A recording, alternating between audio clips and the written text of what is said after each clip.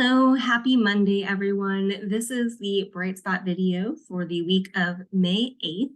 And if you're watching this video for the first time on YouTube, or maybe you've recently joined my group, my name is Taryn Hewitt. I am a work-life balance coach, and I am also the organizer of the Facebook group Work-Life Balance for Overachievers. And this is our Bright Spot video series. So every Monday we host a Bright Spot video, which is an opportunity to provide tips, resources, and ideas that you can deploy in your life right away to have an immediate impact on your work-life balance.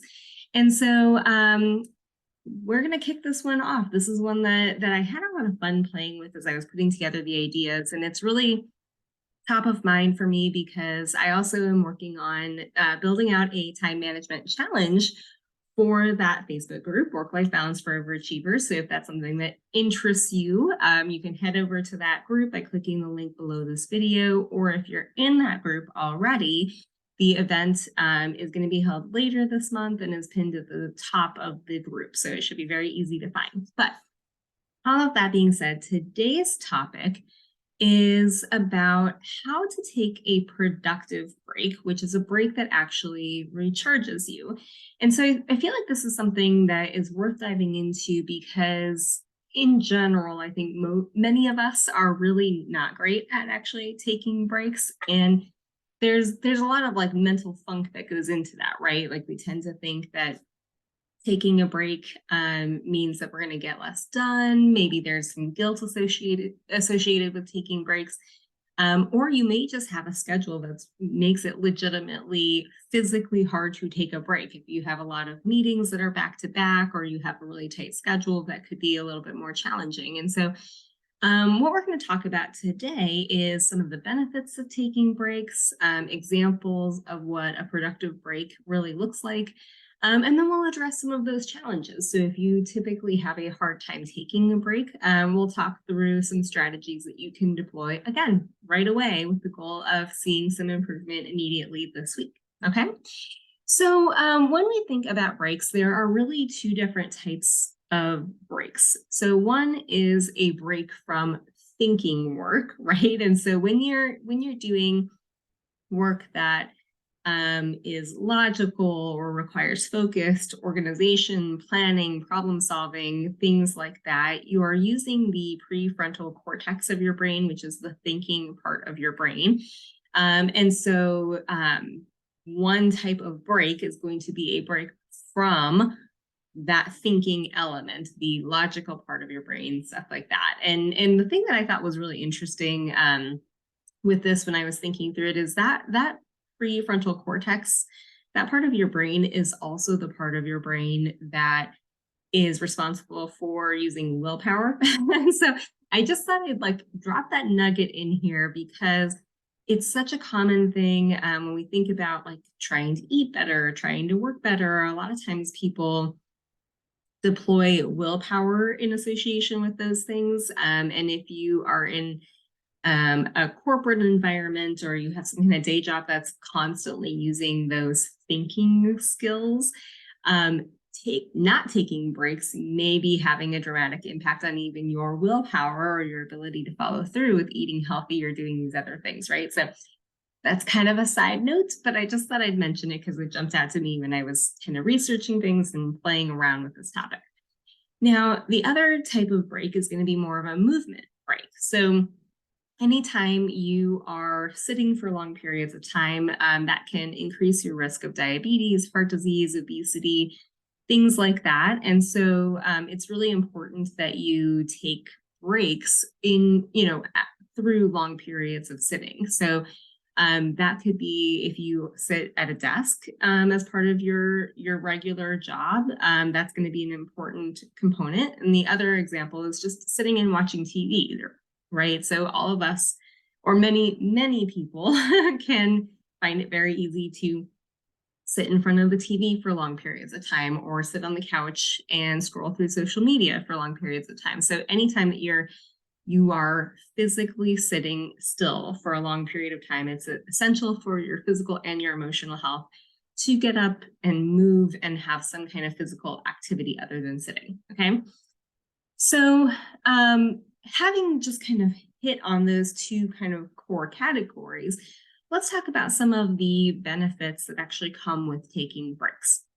So one of the first ones is that taking breaks actually prevents decision fatigue. So we talked about how, you're using that thinking part of your brain, especially in a corporate environment or a regular job throughout the day. And when you are constantly having to make decisions over and over again, which let's face it, human beings make, I don't know what the actual number is, but there's been studies on this so many times that we make like thousands of decisions on a daily basis. And when you hit that point of decision fatigue, what often happens is you start resorting to the simplest, easiest decision, which may not actually be the best decision. And decision fatigue is actually one of the biggest culprits in procrastination. So if somebody is really procrastinating or you find yourself avoiding something, it could be because you're locked into decision fatigue. So a break is going to prevent that. It's also going to restore motivation. So there's actually studies out there that have shown that staying focused on a single goal for long periods of time can actually hinder performance. And it's because that motivation continues to drop. And so taking a break is going to prevent that decision fatigue, restore motivation. It also increases productivity and creativity because it reduces stress and exhaustion and refreshes your mind. All three wonderful things. And then the last thing that I'll kind of touch on is when you think about sleep, right? We oftentimes talk about how sleep is really important. That's probably something you've heard many, many times over your life, that sleep is going to, be a major factor in your health, in your um, rejuvenation. Sorry, my brain blinked for a second.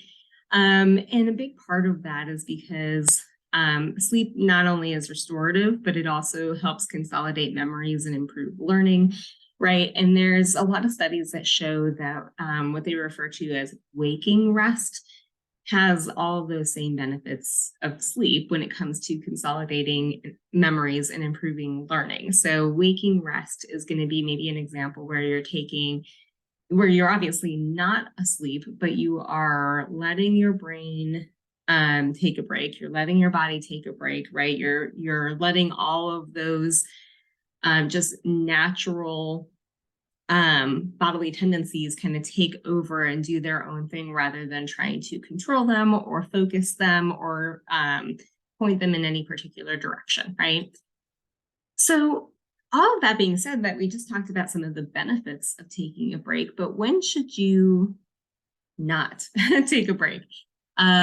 This is what I think is really important because when you start thinking about mindfully managing your breaks, you want to make sure that you're doing it in a way that is ultimately helping you and not hurting you, right? And so probably the core piece that you want to think about is if you are in a state of flow with something, if you're maybe working on a project that does require lots of concentration and you just find that things are happening, thoughts are driving, everything is hitting on all cylinders, you don't want to interrupt that, right? So even if you plan to break in, I would say that's probably one of the few exceptions where I'm going to say to excuse that break, maybe push it back, make a different plan, because you want to stay in that energy as much as you can. And generally speaking, if the thoughts are flying, if your creative juices are flowing, and you're still enjoying whatever it is that you're working on,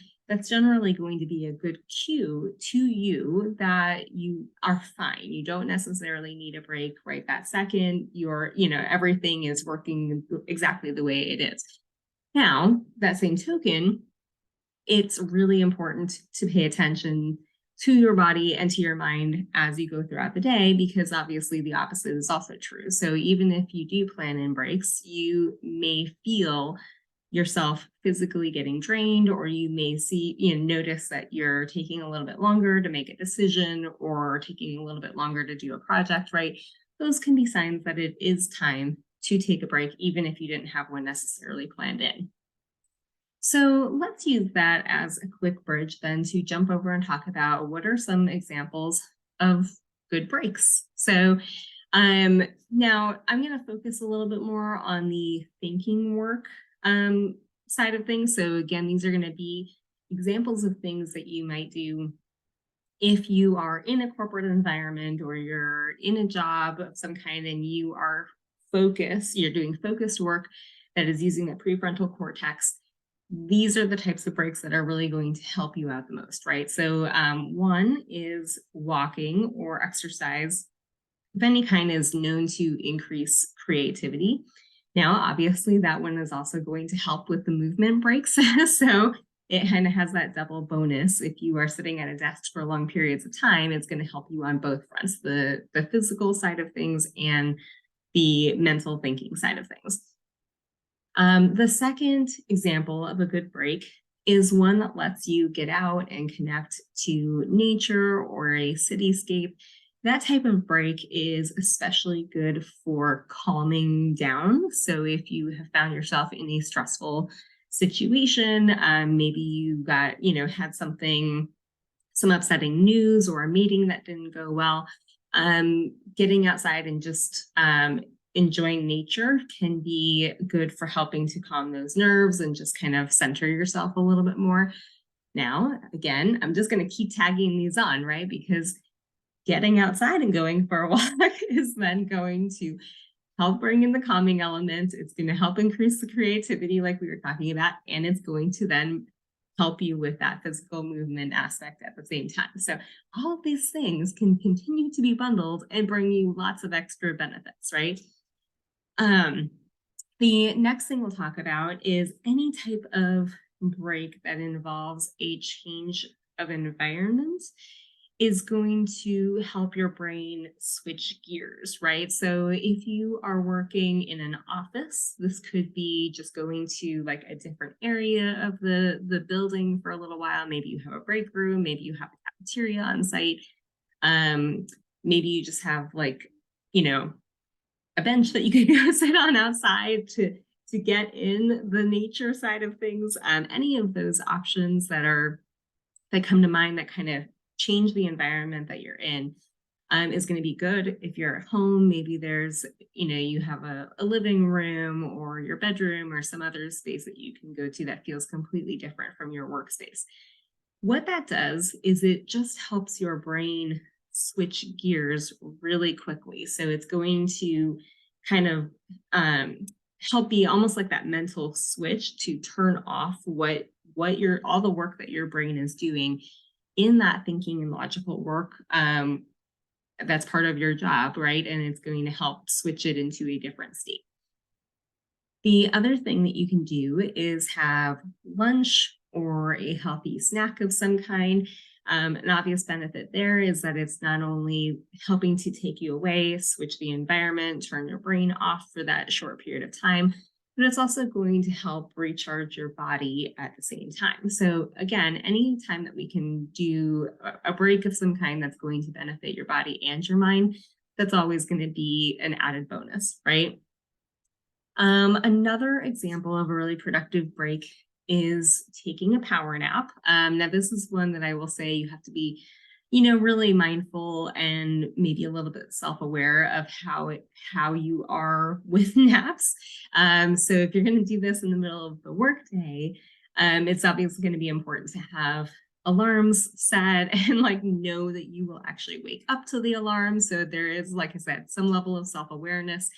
If you tend to struggle with waking up to alarms, this may not be the best benefit or the best break to try, but it's worth mentioning still, because if you can genuinely take a power nap, those are known to help make you more alert, reduce stress, and improve cognitive functioning. So there can be a lot of added benefits to them.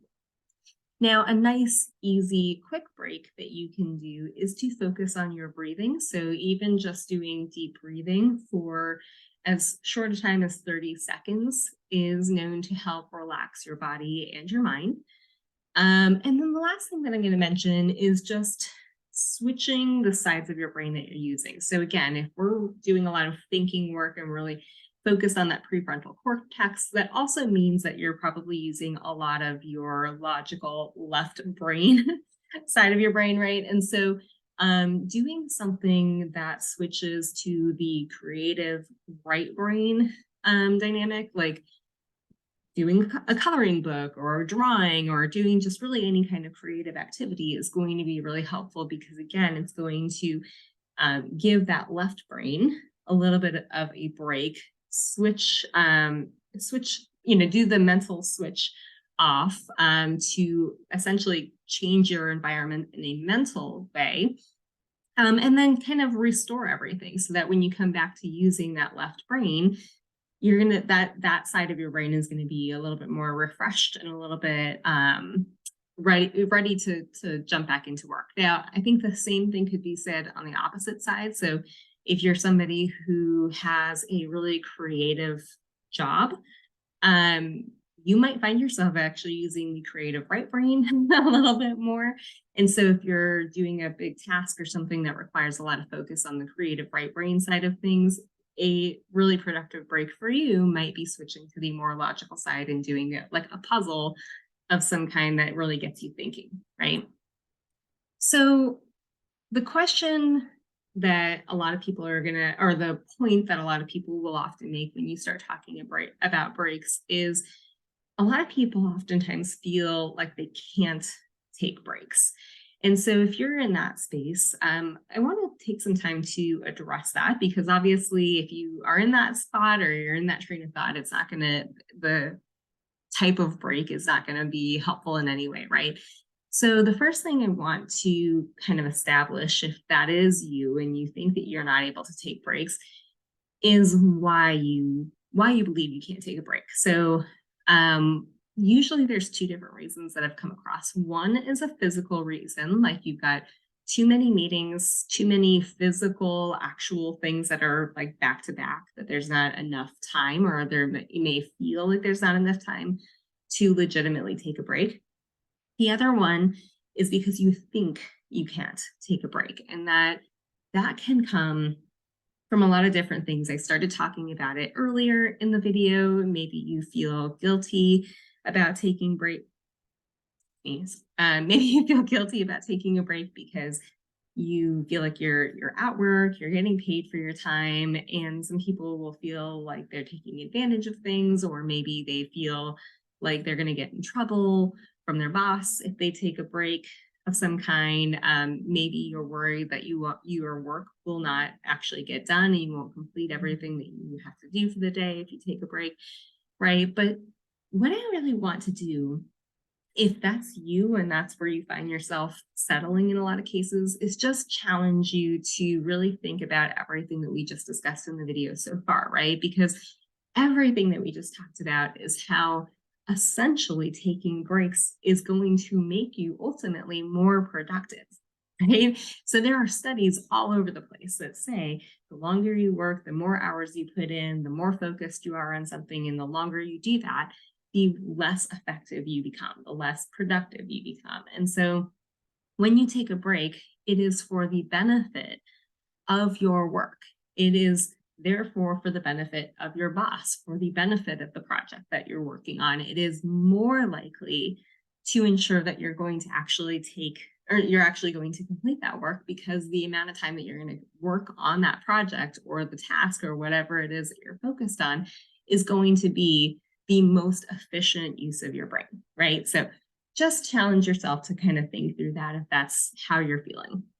Now, if it's a physical thing like too many meetings, you can get creative with that. So let's talk about a few ideas.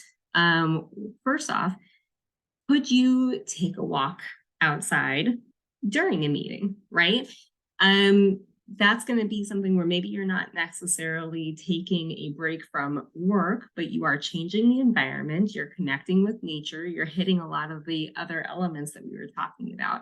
And those can still have a really positive impact on your brain and how restored everything feels, right? So I'm going to talk through a couple of other examples, but what I would really say is to go back through the list that we were just talking about. Go through what the point of each of those things were, and then think about how you can incorporate those into your day, right? So, for example, if you really have too many meetings and you don't have room to take a break, what about grabbing a coloring book and listening to the meeting and participating in the meeting while you sit there and color or while you doodle, right? That's going to bring that creative side in to and that create that right brain arena into all of the left brain work that you're doing. And then, of course, there's a really easy one that we talked about, the deep breathing for 30 seconds. Anybody can deep breathe for 30 seconds in the middle of a meeting, in the middle of some activity that you're doing. It's very, very easy. And so you can just kind of remind yourself to do that and, let that mini release and that mini meditation happen. Okay. So all of those examples, there's one other thing that I'm going to highlight with them. All of the examples that I just shared have one additional benefit to them, which is that they're going to reduce your likelihood of multitasking. Okay. So how many times, if you have a lot of meetings and they are back to back, right? How often are you actually sitting there multitasking in those meetings? And not only are you not necessarily taking a break, but you're actually asking your brain to do extra work, right? So very common. I know you do it. I've done it before. I still do it sometimes and have to catch myself. It's very normal, and everything that we've talked about today is very normal. Everybody does it. That's why it's worth having a video about, right? So if you choose to go for a walk while you're having a meeting, you're not going to be checking emails while you're having that meeting, right? If you're coloring in the middle of a meeting, you're not going to be checking emails. You're not going to be answering messages or, chats or anything like that, right? So these are all things that have way more benefits than you may even realize when you first look at them on the surface. So whatever you do, I encourage you to take two approaches to breaks. So the first approach is to really set yourself up for success. At the start of your day, take a look at your schedule and decide what are the best times for you to take breaks. If you think you're going to need to engage in breaks during meetings, I encourage you to make that decision before you even start the day, right? You might even add it into your calendar for that meeting as it comes up, because what that's going to do is mentally prepare you to actually take that break rather than just falling back on old habits and staying at your desk and not doing anything different, because that's what you're used to. That's what your brain and your body are used to, right? So I already mentioned you can also put it on your calendar to remind you. This can be especially helpful if you're scheduling a break during non-meeting time. Then you can set reminders to actually get up and leave your desk or do whatever break it is that you're going to do. And then the final component of setting yourself up for success is to grab whatever it is that you need or whatever it is that you're going to use for your break and have it around you and ready to use. So if you're going to go for a walk, maybe that's walking shoes. If you like the idea of the coloring book idea, have it in your workspace and have it easily, nearby so that you can easily grab it whenever you need it, right? Just those little things can make a huge difference in your ability to actually take a break the way that you want. The second approach that I'm going to talk about is one I already mentioned briefly at the start of this, which is pay attention and just practice getting better at paying attention to your body and mind and listen when they're telling you that they need a break. So that's probably the thing that is hardest for most of us. Again, we get stuck in our head. We get stuck on this idea that if we take a break, it's going to have all these negative impacts, when the reality is that if you start to notice yourself draining or drooping or energy dropping, right, those are all signs that you need to take a break, and that if you continue working and you continue ignoring those signs, that your work is going to become less and less, or the quality of your work is going to continue to lower, your pace, your efficiency, your productivity, all of those things will continue to drop further off because you're not giving your body and your mind the break that they need. So bottom line, breaks are beneficial to your body, your mind, and your work. If you don't believe me, then I just challenge you to try it out and see what differences you notice physically, mentally, and then also in the actual work that you're putting out. Now, if you found this helpful, you may also enjoy the upcoming time management challenge that I'm doing within the group Work-Life Balance for Overachievers.